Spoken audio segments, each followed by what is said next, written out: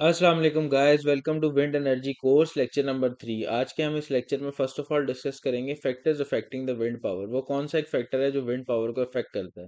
उसके बाद हम देखेंगे व्हाट इज बेटजेस लिमिट। बेटजेस एक साइंटिस्ट था जिसने एक लिमिट डिफाइन की थी कि विंड टरबाइन की इससे ज़्यादा एफिशिएंसी नहीं हो सकती। तो वो लिमिट कौन सी है। तो फैक्टर्स अफेक्टिंग विंड पावर में सबसे पहले आ जाता है विंड स्पीड।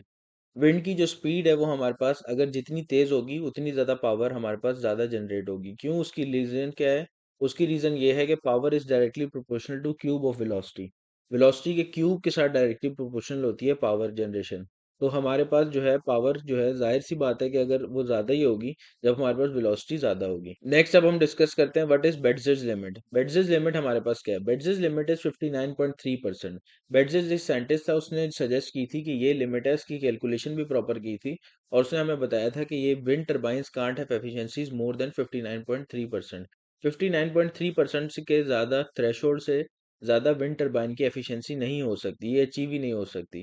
तो ये हमारे पास बेटजर्स एक साइंटिस्ट था, उसने हमें ये बताया था। Real world wind turbine efficiency. Real world में और प्रैक्टिकल वर्ल्ड में विंड टर्बाइन की एफिशिएंसी क्या होती है। इन practical world wind turbines have efficiencies of 35 to 45% because of gear box losses and design.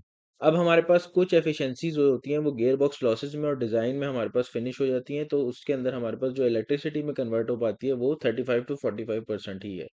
Example से मैं आपको समझाता हूँ। सपोज करें विंड टर्बाइन नहीं, wind has 100 joules of energy, then energy available to move blades. अब हमारे पास विंड के अंदर एनर्जी मौजूद है 100 जूल्स की। और जो विंड की ब्लेड्स हैं, जो मैकेनिकल एनर्जी घूम रही है, वो हमारे पास घूमेगी 59.3 जूल्स मैक्सिमम। इस स्पीड से ज़्यादा नहीं घूम सकती।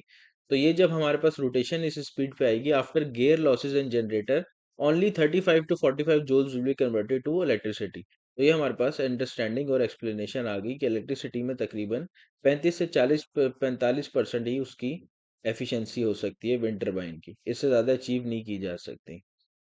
अब हम देखेंगे विंड टरबाइन की स्पेसिंग क्या होती है और दोनों के दरमियान, दो विंड टरबाइंस अगर लगाएं दो से ज़्यादा, तो उनके दरमियान स्पेसिंग कितनी होनी चाहिए।